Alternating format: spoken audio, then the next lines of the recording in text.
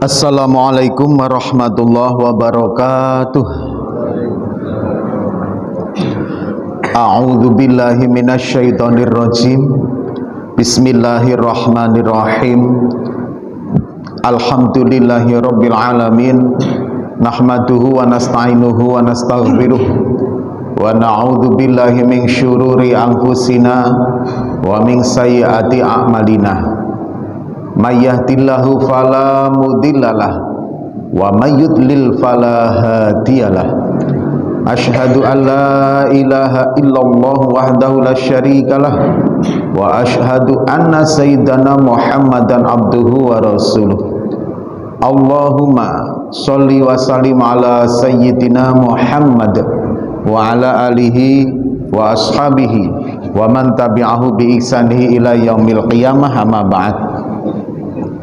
Hadirin yang dirahmati oleh Allah, ada satu riwayat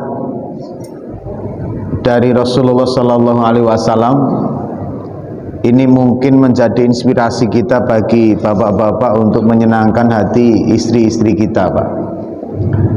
Jadi suatu hari Aisyah radhiyallahu anha itu bertanya kepada Rasulullah, "Ya Rasul, siapa di antara istri-istrimu yang engkau paling cintai?" Ini istri Nabi aja tanya sama seperti itu, Pak. Makanya kalau kita punya istri kok cemburuan sama kita, alhamdulillah, berarti istri itu betul-betul sayang dan cinta sama kita. Jadi Aisyah ini pernah bertanya begitu, "Ya Rasul, siapa istri yang paling kamu cintai?" Maka kemudian kata Rasulullah SAW, "Ya kamu yang aku paling cintai." Kalau benar-benar aku yang paling dicintai, tolong itu sampaikan di antara istri-istri yang lain juga pada saat kita ketemu nanti. Wah, Masya Allah, ini tantangannya, Pak. Kalau betul aku yang dicintai, tolong sampaikan nanti di depan istri-istrimu yang lain gitu. Nah, kan luar biasa tuh, Pak, permintaannya ini kan. Tapi yang ditantang Rasulullah kan gitu, Pak ya. Beliau mempunyai petunjuk langsung hidayah dari Allah bagaimana agar tidak mengecewakan orang gitu loh, tidak menyakiti orang lain, apalagi kepada istri-istrinya. Maka apa jawab Rasulullah? "Nah, ini Aisyah, aku punya kurma, aku kasihkan ke kamu ini kurma ini. Tapi jangan kamu ceritakan kepada siapapun." Dalam bentuk Aisyah, wah inilah bukti cinta Rasulullah Sallallahu Alaihi Wasallam. Ini aku punya kurma dan aku khusus berikan ke kamu kurma ini, tapi jangan ceritakan ke siapapun kalau aku pernah mengasih kurma ke kamu ini. Senang, Pak, hatinya Aisyah radhiyallahu anha. Kemudian Rasulullah pergi keluar rumah, jumpai istri-istri yang lain. Rasulullah membawa kurma lagi satu-satu. "Wahai istriku, ini ada kurma spesial untuk kamu. Aku kasihkan ke kamu, tapi jangan ceritakan kepada istri-istri yang lain." Wah, gitu. Seneng, Pak. Ke Hafsah juga begitu. Kepada yang lain juga begitu. Dikasih satu kurma yang jangan sampai cerita kepada yang lain. Nah, kemudian permintaan Aisyah tadi untuk mengatakan kepada di depan para istri-istri yang lain tentang cinta Rasul itu dituruti oleh Rasulullah Shallallahu Alaihi Wasallam. Dikumpulkanlah beberapa istri-istri itu semua, Pak. Begitu kumpul, Rasulullah bersabda, "Wahai istri-istriku," kurang lebih begitulah ya, "istri yang paling aku cintai adalah istri yang aku kasih buah kurma satu biji saja tadi malam. Itulah istri yang paling aku cintai." Begitu mendengar itu semua, Pak, maka para hati istri-istri Rasulullah itu Sallallahu Alaihi Wasallam pada puas semua, karena tadi malam sudah dikasih satu buah kurma. Aisyah begitu mendengar seperti tersenyum dia, wah berarti aku yang paling dicintai. Hafsah begitu mendengar begitu juga senang, Pak, karena dia juga dikasih kurma tadi malam, berarti akulah istri yang paling dicintai oleh Rasulullah. Begitu pula istri-istri yang lain. Ini nanti boleh dicoba di istri kita, Pak, ya kan itu kan. Tapi para ibu-ibu yang sudah ngaji di sini jangan curiga ya, wah jangan-jangan ini ya kan. Ada pula yang lain kan begitu, Pak ya. Hadirin, inilah Rasulullah bagaimana menyenangkan hati istrinya. Dan Rasulullah SAW juga pernah mengajak Aisyah itu untuk balap lari, Pak. Aisyah, ayo kita balap lari yuk. Ayo Rasulullah. Akhirnya mereka balap lari, Pak. Sebelum menjelang garis finish Rasulullah mengalah. Akhirnya Aisyah menang. Wah, senangnya luar biasa, Pak. Kalau tidak percaya jenengan bawa istri jenengan ke Dompak sana diajak balapan lari, Pak. Mesti tertawa-tertawa istri sampean. Belum pernah kan, Pak? Besok dibawa ke sana, Pak. Dek, balapan lari yuk. Ayo Mas. Wah, gini. Tapi jenengan ngalah ya kan. Kalau jenengan pula yang menang, wah istri malah engkau ini kan malah merajuk, repot itu kan. Cairnya 3 hari 3 malam itu nanti. Nah, hadirin yang dirahmati Allah, bagaimana memuliakan istri itu sebagai sebuah ibadah yang tidak boleh diremehkan. Khairukum, aduh ya Allah, khairukum khairu li ahlikum. Sebaik-baiknya kalian adalah orang yang terbaik kepada ahli keluarganya. Kalau memang ada kemampuan, ya kan, itu kalau istri meminta, Pak, berikan kalau ada kemampuan. Jangan pahil-pahil dengan istri, Pak. Mas, belikan skincare, Mas. Bapak punya duit, siap saya belikan. Gitu, Pak. Karena memang kewajiban kita memberikan nafkah itu termasuk peralatan kosmetik di dalam setiap bulan. Jangan bapak punya duit, istri bilang, Pak belikan bedak, Pak. Aduh mohon maaf nggak punya duit, besok bapak mancing habis 500.000. Ya kan. Ini istri ngamuk terus nanti ya kan. Sebaik-baiknya orang adalah orang yang terbaik kepada keluarganya.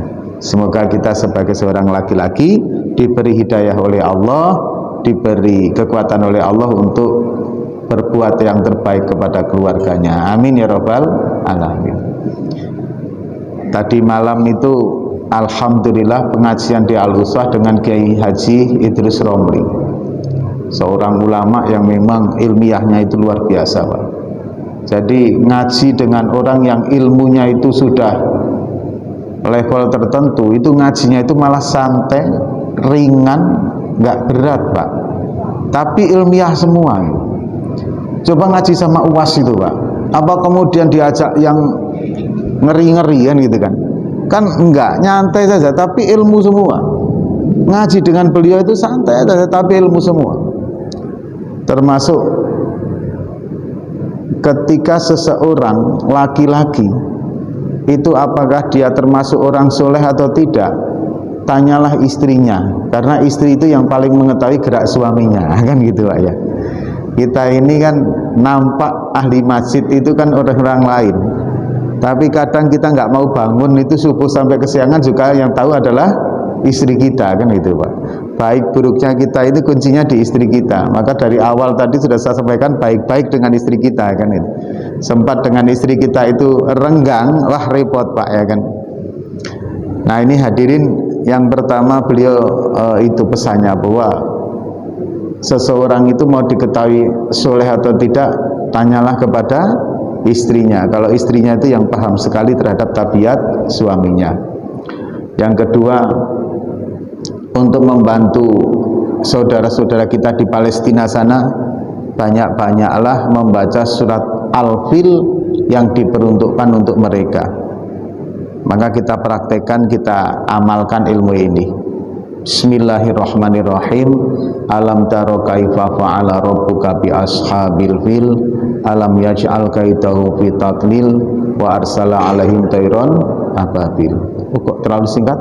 Alam taro kaifa fa'ala rabbuka bi ashabil fil, alam yaj'al kaidahu fi tadlil, wa arsala alaihim tayran ababil tarmihim bihi jarati min sijil wa ja'alahum ka'asfim ma'kul. Banyak-banyak membaca surat Al-Fil, sehingga insya Allah dengan izin Allah dan pertolongan Allah, Allah akan memenangkan mereka dari jalan yang tidak kita ketahui. Amin ya rabbal alamin.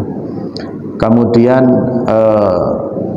ada poin tertentu, hati-hati terhadap slogan kembali kepada Al-Quran dan Al-Hadis, karena akhir-akhir ini banyak sekali orang yang menafikan penafsiran para alim ulama, kemudian memakai sekarang kembali kepada Al-Quran dan Al-Hadis. Slogan ini nampaknya bagus, tapi sering kita terjebak di situ. Pasalnya, ketika ada orang-orang atau golongan yang memakai slogan itu, ayo kembali kepada Al-Quran dan Al-Hadis, itu yang dimaksud adalah kepada tafsir Al-Quran dan Al-Hadis versi mereka. Nah, ini seperti itu, Pak. Sehingga tidak kepada versinya para ulama-ulama madzhab, tapi kembali kepada Al-Quran dan Al-Hadis versi tafsir mereka. Nah, ini sangat bahaya sekali. Tentunya masih banyak sekali yang ditanyakan tadi malam. Nah, insya Allah nanti selepas sholat zuhur disambung di Masjid Baitul Mukminin Kijang Kencana. Monggo silahkan kalau bapak-bapak ingin datang, kemudian nanti kalau mau mengajukan pertanyaan, karena sifatnya memang dialog, Pak. Sampai yang tadi malam itu ada yang bertanya tentang bagaimana Hamas, kemudian pejuang-pejuang Palestina di sana, apakah mereka ini Wahabi, Syiah atau Sunni? Mereka ini rata-rata Sunni semua, karena Imam Ghazali juga lahir di daerah sana, Imam Syafi'i juga daerah Ghaza. Bagaimana mereka bisa menjadi Wahabi sedangkan imam-imam besar itu lahir di daerah Ghaza? Maka dinamakan Imam Ghazali. Nah, hadirin, masih banyak yang memang bisa kita pelajari dari kedatangan beliau ke Tanjung Pinang kali ini. Maka sangat sayang kalau nanti dilewatkan. Silahkan nanti kalau hadir. Baik hadirin yang dirahmati oleh Allah, marilah kita bersyukur kepada Allah atas segala nikmat, rahmat, hidayah yang Allah berikan kepada kita. Atas nikmat-nikmat tersebut, mari kita memuji kepada Allah dengan mengucapkan Alhamdulillahirabbil alamin. Salam dan salawat mari kita haturkan kepada junjungan kita Nabi Agung Muhammad sallallahu alaihi wasallam. Allahumma sholli ala sayyidina Muhammad wa ala ali sayyidina Muhammad. Hadirin yang berbahagia, insya Allah untuk mengkafani jenazah kita lanjutkan di pekan yang akan datang. Alhamdulillah kemarin itu Bapak ada hamba Allah yang berinfak untuk membelikan kain kafan beserta dengan peralatan lainnya untuk praktek. Luar biasa, saya nggak menyangka gitu. Jamaah kita, Pak, jamaah salah satu di zaman ini, di masjid ini, saya keluar di depan itu tiba-tiba Bapak itu menepuk pundak saya. Pak Kiai, mohon izin, boleh nggak kalau saya berinfak untuk pembelian kain kafan dan perlengkapannya? Ya monggo, silahkan, boleh.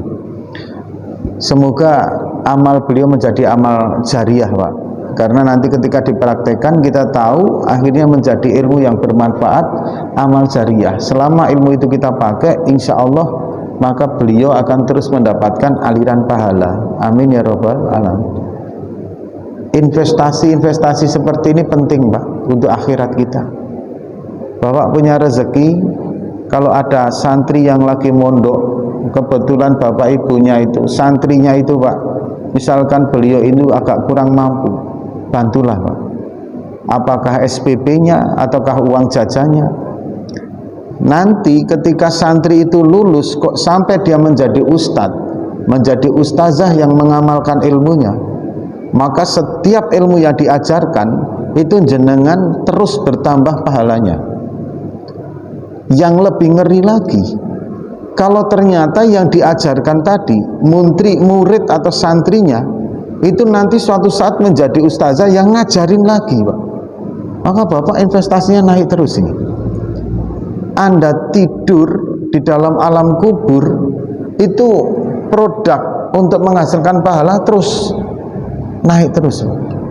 Makanya saya sarankan, kalau Bapak punya rezeki ada santri yang sedang nyantri, biayai, Pak. Mungkin putra-putri jenengan nggak ada yang hafal Al-Quran, tapi jenengan punya anak yang hafal Al-Quran karena membiayai santri yang sedang menghafalkan Al-Quran. atau madrasah pondok pesantren, jangan segan-segan, Pak.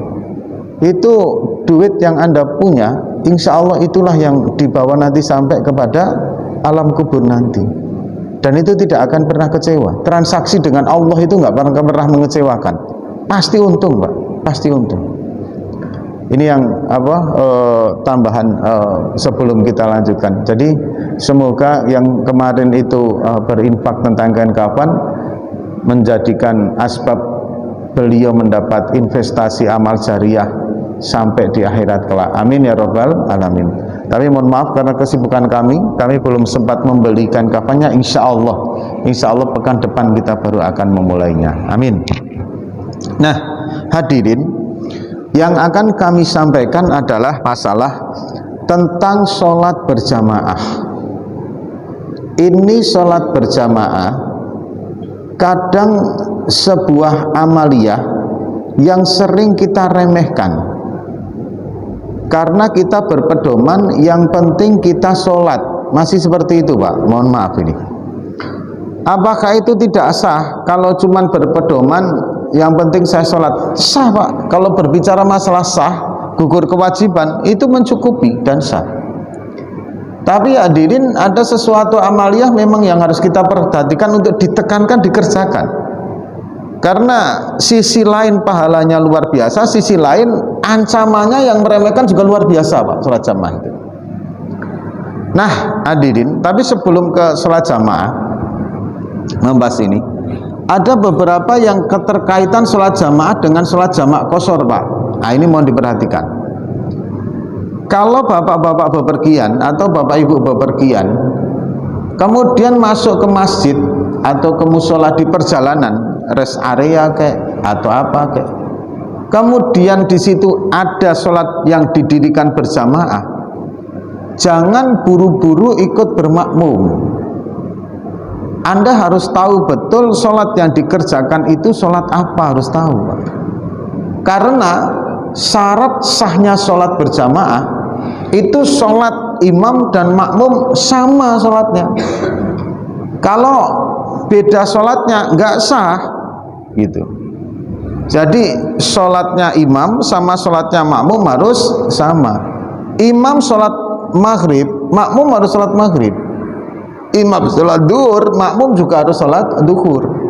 Jangan imam sholat duhur, makmum sholat asar, atau imam sudah jamak asar, makmum baru jamak duhur. Nggak bisa, Pak. Harus berkesesuaian, harus sama antara sholatnya imam dengan sholatnya makmum. Maka saya sarankan kalau di perjalanan, kalau kita tidak tahu pasti sholatnya imam, jangan buru-buru kita hantam masuk dalam jamaah itu. Lebih bagus kita sholat sendirian, itu yang paling bagus, paling aman.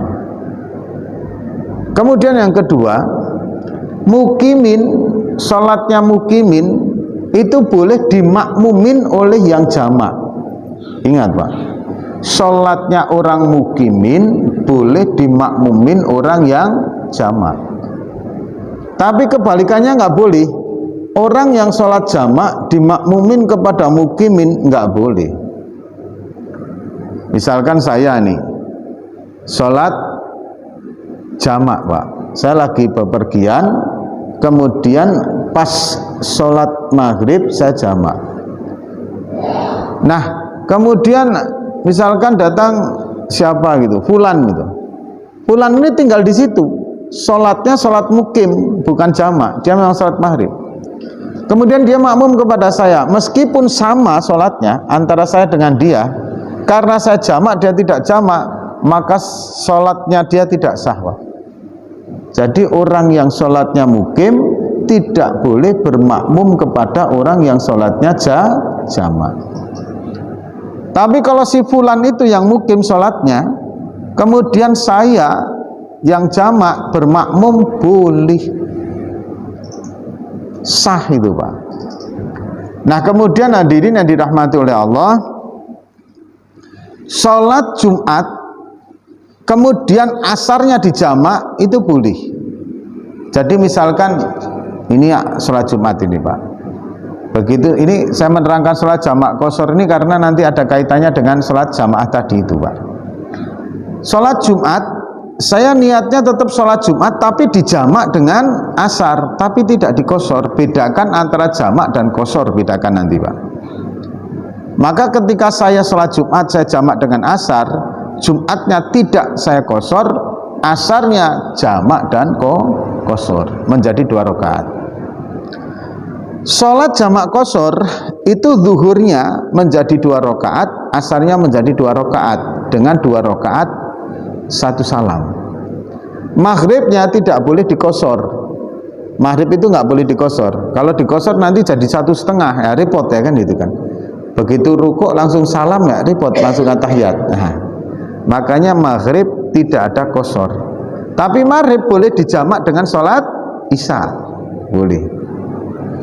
Kemudian kalaulah memang tidak terpaksa sekalipun, utamakan jamak takdim, yaitu jamak yang dikerjakan di awal waktu. Jangan dijamak takhir, nanti cenderung untuk menunda-nunda sholat malahan. Kalau memang tidak ada udzur tertentu, jamaklah jamak takdim. Udzur tertentu bagaimana? Contohnya begini Pak, Bapak naik bis, ya kan, berangkat jam 4 sore, jam 9 baru masuk rest area Pak, maka itu menjadi sebuah udzur yang Anda boleh jamak takhir. Karena ada kawan-kawan kita yang mengatakan jamak takhir itu nggak ada dalilnya. Wah repot lagi Pak, ya kan, mempersulit sendiri.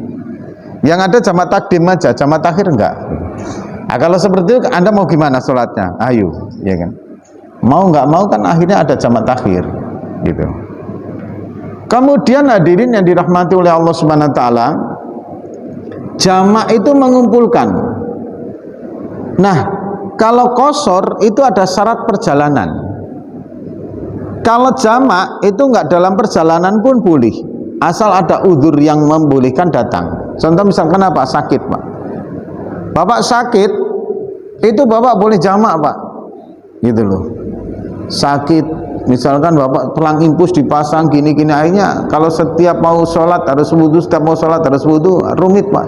Jamak Pak, jamak, begitu dengar adzan duhur langsung sholat, sekalian asar, jamak sekalian, tapi nggak boleh kosor, gitu. Kemudian untuk kosor itu harus melewati perjalanan kosor sekitar 81,5 km. Ada yang pendapat lain sekitar 85, sekian kilometer, ada yang mengatakan 91,6 km. Jadi itulah perjalanan kosor. Perjalanan kosor itu setelah melewati itu maka Anda harus atau Anda boleh mengerjakan jamak kosor. Nah, pertimbangan apa kita mengambil jamak dan kosor? Pertimbangannya Pak, kalau jamak itu selain daripada di luar perjalanan sakit. Nah, pertimbangannya apabila kita mendapat keringanan untuk mengerjakan suatu perkara perintah Allah, maka ketika kita mengambilnya saat itu sama dengan ketika kita melakukan ibadah yang paling afdol tatkala kita tidak mendapatkan keringanan. Contoh misalkan begini Pak, contoh sholat berjamaah bagi orang yang bermukim itu utama tidak Pak? Tentu kita akan menjawab utama. Sholat paling utama itu ketika kita mukim, maka sholat berjamaah. Nah, dalam perjalanan sholat yang paling utama itu yang mengambil jamak kosornya Pak, ketika memang syarat untuk jamak kosornya terpenuh, maka sholat jamak kosor itu yang lebih utama daripada sholat jamaahnya. Tapi kalau Bapak mau merangkaikan lebih bagus lagi, misalkan begini, kita berkunjung kepada bersilaturahmi kepada rumah saudara, sudah melewati perjalanan kosor. Nah, kemudian kita mau melanjutkan perjalanan, di jalan itu jenengan terdengar adzan maghrib, maghribnya berjamaah, isya-nya Anda kosor, itu lebih bagus. Atau Pak, karena perjalanan yang tadi sehingga tidak bisa sholat maghrib, isya-nya berjamaah, maghribnya ada jamak. Wah, itu luar biasa Pak, bagus itu. Dapat sholat jamaahnya, dapat jamak kosornya. itu lebih bagus daripada sholat maghribnya berjamaah, sholat isyanya berjamaah, Pak. Lebih bagus Anda mengambil salah satu jamaahnya, kemudian yang lainnya dijamakkan. Itu lebih bagus seperti itu. Nah, kemudian hadirin yang dirahmati oleh Allah Subhanahu wa taala, kapan jamak qashar itu pertimbangan yang pertama. Kadang saya ditanya, Pak Ustadz, apa sih pertimbangannya kita harus jamak qashar itu kita ambil? Karena satu, mengambil keringanan yang Allah berikan itu lebih utama, atau keutamaannya sama dengan ketika kita mengambil ibadah yang paling utama pada saat ketika tidak ada keringanan. Yang kedua hadirin yang dirahmati Allah, masyaqqah. Sesuatu yang memberatkan itu menarik kemudahan. Jalbul masobih atau masoleh, darkul mafasid, jalbul masoleh. Tinggalkan sesuatu yang merusak, ambil yang sesuatu yang ada kemaslahatannya. Jadi kalau wudhu kemudian sholat tidak dijamak itu berat, ya sudah dijamak aja karena sakit, gitu loh Pak. Itu pertimbangannya seperti itu. Nah hadirin, tujuan perjalanan itu juga harus pasti, sehingga kita mendapatkan jamak dan qashar, Pak. Kalau jamak mengumpulkan, kalau qashar itu meringkas. Nah ternyata ada tujuan perjalanannya. Ada perjalanan maksiat, ada maksiat di perjalanan.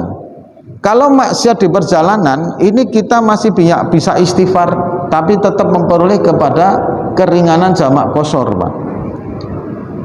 Yang repot kalau perjalanannya memang sudah maksiat, gitu. Misalkan contohnya, Bapak mau apa Pak? Misalkan main judi gitu, naudzubillah min dzalik.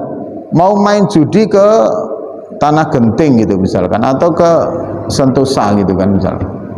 Itu hadirin, di perjalanan Anda nggak boleh jamak qashar gitu. Saya mau jamak dulu Pak Ustadz. Emang Anda mau kemana? Mau Tanah Genting Pak? Mau apa? Mau main singkuku misalkan itu. Ya nggak boleh. Anda nggak boleh jamak qashar perjalanan maksiat Pak, gitu. Bahkan kaul ulama yang lain dalam Syafi'iyah, perjalanan wisata itu juga tidak boleh digunakan untuk menjamak dan mengqashar. Perjalanan wisata, misalkan dari sini Bapak mau ke Bali gitu, mau berjemur di tepi pantai Kuta sana kan itu Bapak tidak boleh jamak qashar. Nah sekarang bagaimana mengetahuinya? Ya niat hati Anda. Misalkan saya mau ke Bali gitu kan, tapi saya mau silaturahmi ke sana. Ada saudara di sana, saya mau silaturahmi, niatnya memang silaturahmi. Sampai di sana kemudian kita jalan-jalan wisata, ya nggak masalah gitu Pak. Itulah yang dinamakan sesuatu yang bukan perjalanan maksiat. Karena niat pertamanya silaturahmi ke saudara kita.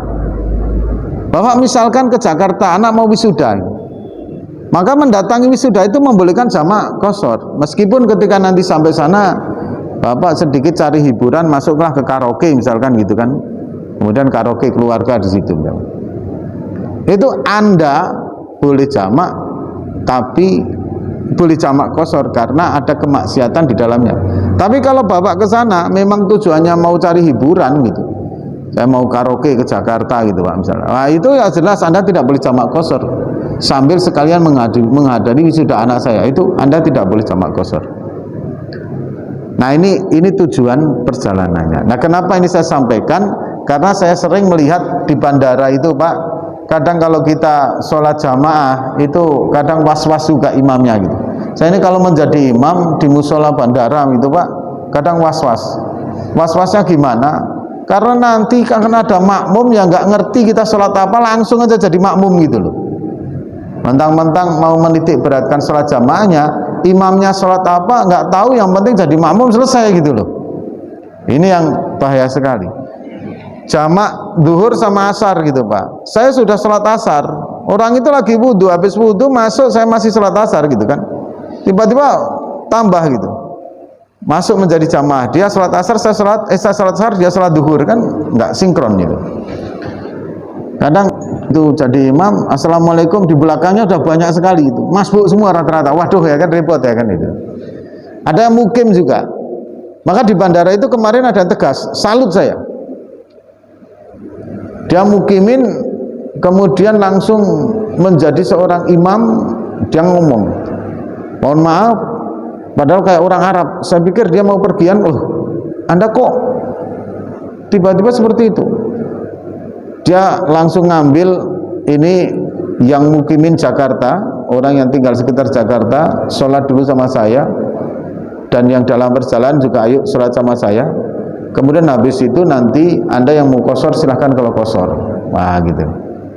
Tapi yang mukimin sama saya dulu. Ayo kita boleh Pak. Dia jadi imam, kita kemudian makmum semua. Habis itu dia mundur, saya maju jadi imam untuk qashar. Itu boleh. Seperti itu. Makanya jamak qashar itu harus tahu ilmunya, harus paham betul, jangan sampai nanti kita sembarangan. Ada juga hadirin yang dirahmati oleh Allah Subhanahu wa taala yang karena tidak tahu niatnya, sholat Jumatnya dia cuma sholat niat Jumat tapi tidak digabungkan, tidak dijamak, tapi kemudian asarnya dijamak dan qashar, itu juga nggak boleh Pak. Jadi niat sholat Jumatnya itu nanti begini, saya berniat sholat fardu Jumat jamak dengan sholat asar. Jadi kalau memang mau menjamak, mengumpulkan, di sholat pertama sudah harus ada niatnya, di sholat yang kedua harus ada niatnya. Begitu. Kemudian kalau mau jamak takhir, kalau mau ambil jamak takhir, ini yang penting, ini penting di sini. Mohon jangan sampai silap. Kalau mau jamak takhir, itu pada saat masuk jamak takdimnya, Anda harus berniat bahwa sholat itu masa jamak takhir, harus berniat begitu. Kalau enggak diniatkan itu, nanti jadi qadha Pak, jadi qadha. Jadi misalkan kita ini dalam perjalanan bis gitu, biasanya ini dari Jawa Tengah ini Pak, Jawa Tengah, Jawa Timur mau ke Jakarta, itu repotnya di situ Pak. Kemudian Anda berangkat jam 4 maghrib, dengar azan, belum sampai ke rest area, terus saja Pak. Jelas ini kalau bersambung Anda akan kehabisan waktu. Maka pada saat waktu maghrib itu jenengan berniat, saya niatkan sholat maghrib ini untuk dijamak dengan sholat isya pada waktu isya nanti. Harus niat di situ. Maka begitu lewat sholat maghrib, waktu maghrib masuk waktu isya, Anda selamat karena sudah berniat di dalam sholat maghrib tadi. Tapi kalau tidak diniatkan di sholat awal, kemudian Anda jamak takhir, maka hukumnya menjadi qadha Pak, tidak boleh dijamak. Hukumnya kita menunda-nunda waktu sholat, hukumnya naudzubillah min dzalik. Itu bahaya sekali. Nah ini yang terpenting itu, ketika jamak takhir kita niatkan. Yang repot subuh Pak, saya sarankan kalau Bapak bepergian naik bis, maka untuk sholat subuhnya itu kadang nganyel ke hati Pak, pihak otomotifnya, pihak bisnya Pak. Kadang subuh itu kan kita 4:30 ya, kan itu 4:30. Kalau di sini 4:30, berarti di Jawa itu Pak, 4:30 kurang 5 menit atau sekitar 4:30 kurang 10 menit itu sudah masuk. Berarti sekitar 4:20 atau 4:25 lah. Kalau kita di sini 4:30, duluan mereka. Nah itu bis berhentinya 3:30 di rest area.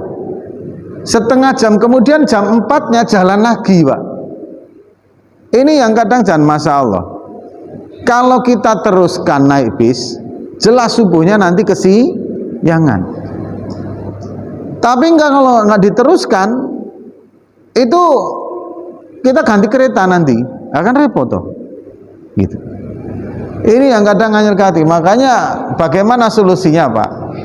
Solusinya ada beberapa. Yang pertama, kita tanya saja kepada tukang supir bisnya itu, Pak mohon maaf nanti kalau sholat subuh, saya mau sholat subuh dulu, tolong dihentikan di masjid lah.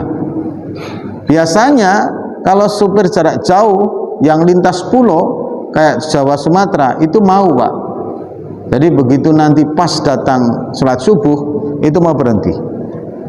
Tapi kalau nggak diminta ya bablas saja Pak, karena supirnya kadang juga nggak sholat masalahnya gitu. Beda dengan supir Malaysia, saya akuin lah Pak. Saya dari Kelantan itu ke Johor, itu kan hampir sama dengan bis malam. Subuhnya begitu dekat dengan masjid, sopirnya yang membangunkan penumpang, Pak, gitu loh.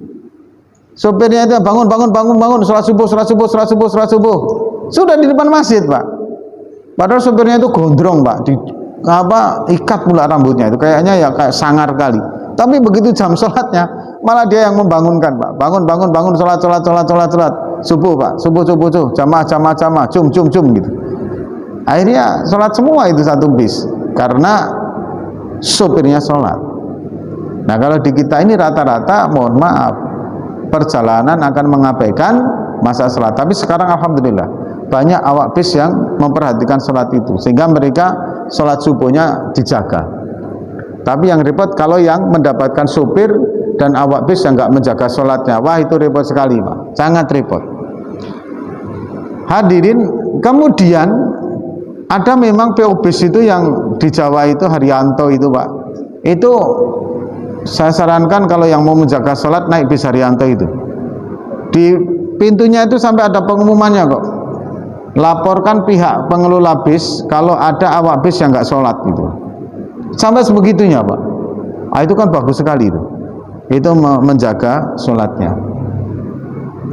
Kemudian bagaimana sholat di atas bis, Pak? Ya nggak bisa, Pak, orang kita bisa turun kok gitu. Kalau di pesawat, kalau di pesawat boleh sholat di atas kursi itu karena kita nggak bisa turun kan. Nah, kalau sholat di pesawat kemudian turun nyari masjid sendiri malah gegeran tuh, Pak, ya kan itu. Jelas nggak mungkin, makanya sholat di situ. Tapi kalau yang Airbus, yang Emirat itu, Pak, Emirat itu pesawat itu bisa sholat berdiri karena di belakang itu ada musolanya, Pak. Bisa berjamaah lagi, Pak, ada musolanya. Itu yang kecil-kecil itu yang nggak ada musolanya. Saya pernah sholat di musolanya Emirat. Kemudian hadirin yang dirahmati oleh Allah Subhanahu wa taala, inilah tentang jamak qashar. Makanya Bapak Ibu yang dirahmati oleh Allah Subhanahu wa taala, perhatikan betul kalau mau menjamak qashar, sebisa mungkin diambil, karena ibadah yang paling utama itu kalau mendapat keringanan adalah mengambil keringanan itu. Bapak perjalanan panjang pada waktu Ramadan kan jelas diperbolehkan bagi musafir untuk tidak berpuasa, Pak. Jangan mengira bahwa yang puasa saat itu adalah lebih utama daripada yang tidak puasa. Boleh jadi justru malah yang tidak puasa yang lebih utama, Pak. Karena dia diperintahkan oleh Allah untuk mengambil keringanan. Diperintahkan mengambil keringanan, ya ambil, Pak, gitu loh. Itu taat pada pimpinan, taat pada sang raja kan gitu kan, yaitu Allah Subhanahu wa taala yang memimpin kita, yang merajai kita kan itu, Pak. Baik hadirin yang dirahmati oleh Allah, kembali kepada sholat jamaah ini, Pak. Pada pertemuan yang lalu saya sudah membahas bagaimana orang yang menjaga sholat jamaah berkah rezekinya, tidak fakir dunia akhirat, ya kan? Kemudian dibebaskan dari azab kubur, kemudian melewati sirat secepat kilat, kemudian mendapat catatan amal dengan tangan kanan, kemudian masuk surga bighairi hisab, tanpa hisab. Ini orang yang menjaga sholat berjamaah itu seperti itu. Tapi ancamannya ternyata hadirin luar biasa. Orang yang menggampangkan, orang yang meremehkan, orang yang menyepelekan sholat berjamaah, itu ternyata Rasulullah SAW bersabda dengan ancaman yang luar biasa. 12 murka Allah, azab Allah yang Allah berikan kepada orang yang yatahawanu, tahawana anisolah ma'al jamaah, yang menggampangkan terhadap orang atas sholat berjamaah. 3 pada saat hidup, 3 nanti Allah berikan pada saat nazak, 3 nanti Allah berikan di alam kubur, dan 3 perkara nanti pada hari kiamat. Untungnya alhamdulillah sehabis kiamat itu tidak ada lagi azab yang berkaitan dengan meremehkan sholat berjamaah. Tapi kalau meremehkan sholat masih ada, karena sholat itu luar biasa, Pak. Ini dari dunia, saat nazak, saat dikubur, saat yaumal kiamah. Itu hadirin bagi orang yang meremehkan sholat berjamaah ada ancamannya, Pak. Nah hadirin, kenapa kok ancaman itu tidak sampai ke akhirat? Nah, kalau sudah seperti itu, wallahu a'lam bishawab, Pak. Karena kadang ada sesuatu perkara yang memang kadang kita tidak pernah tahu karena perkara itu tersirat di dalamnya, Pak. Itu luar biasa sekali. Itu hanya ulama-ulama tertentu yang mampu mentafsirkan, menerjemahkan hal seperti itu, Pak. Nah hadirin yang dirahmati oleh Allah Subhanahu wa Ta'ala, kita kembali di awal. 3 perkara. Gini loh Pak, gini loh.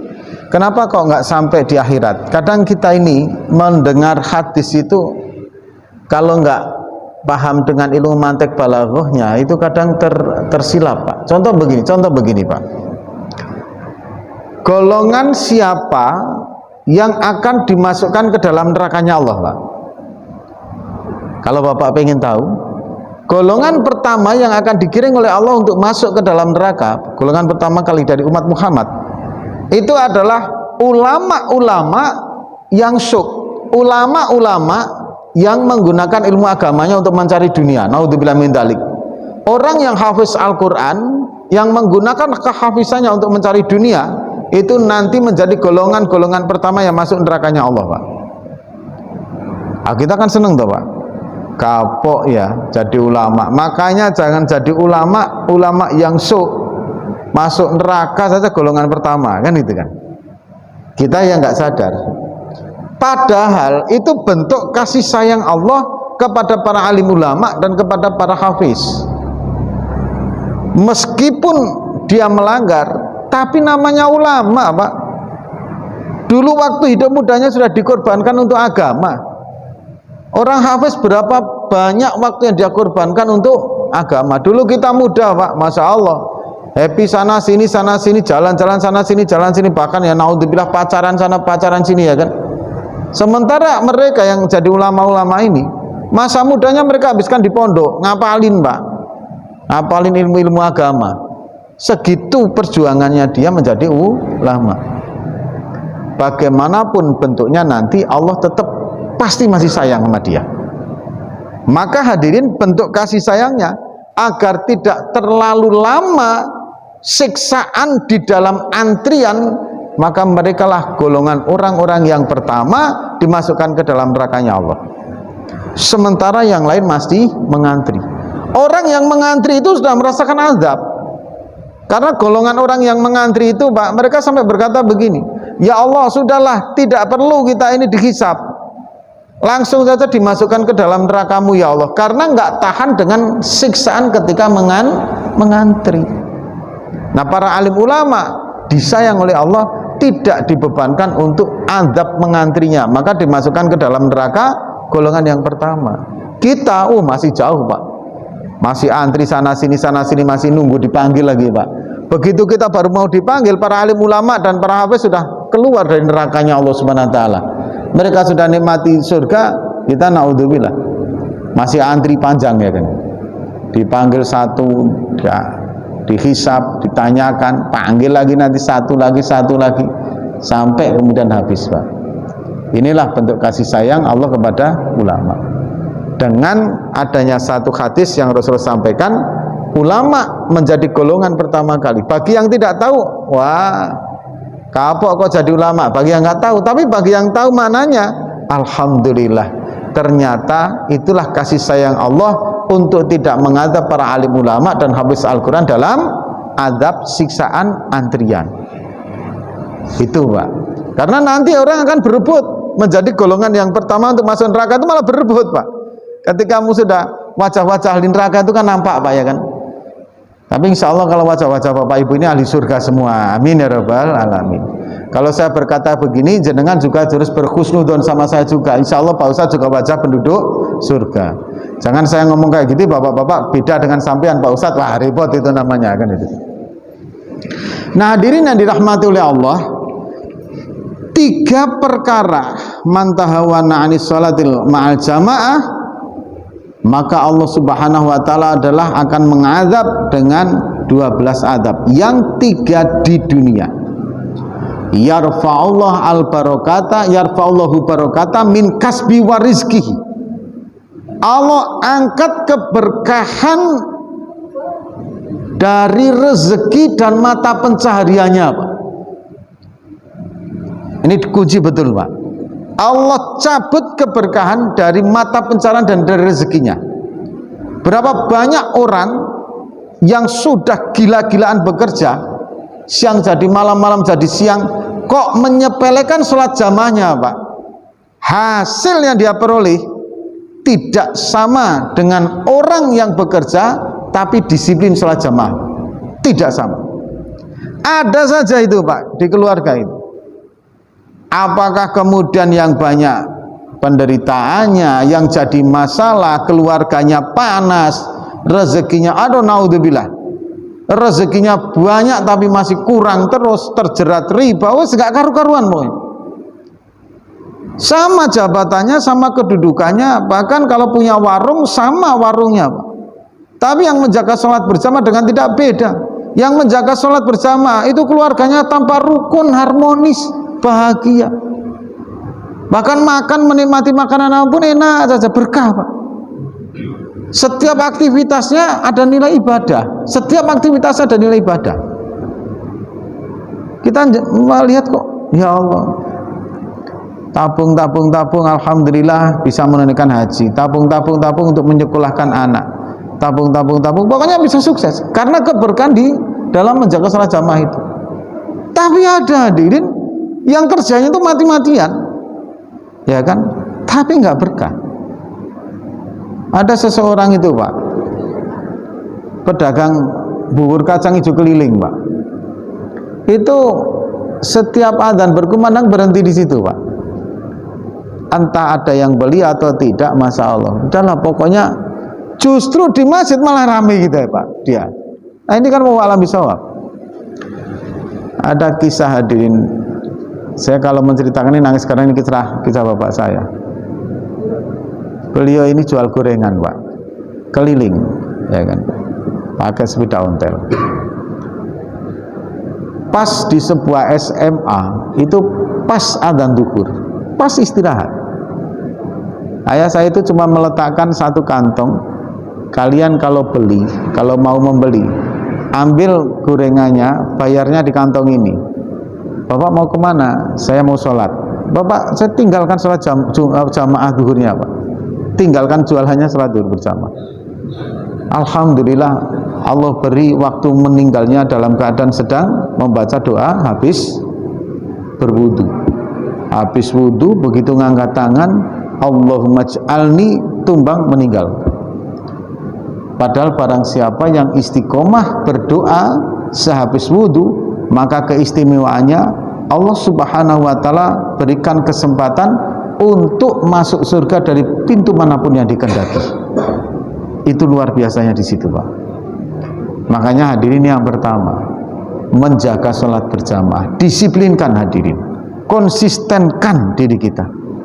Anda menjaga sholat berjamaah, pengaruh di umur, pengaruh di keluarga, pengaruh di rezeki. Tapi kebalikannya, kok tidak mau mengkonsistenkan diri sholat jamaah, bahkan adzan berkumandang sepelekan, padahal kalau dihitung itu kan sama, Pak. Setelah adzan sholat kita juga masih sama rokaatnya, sebelum adzan juga sama rokaatnya.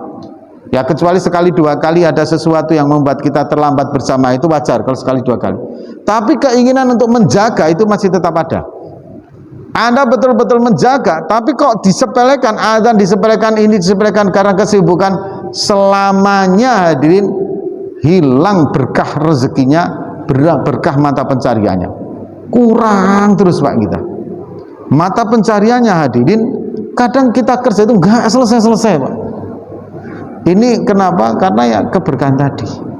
Makanya hadirin, ini yang pertama, azab yang akan diterima oleh seseorang yang menyepelekan masalah sholat berjamaah.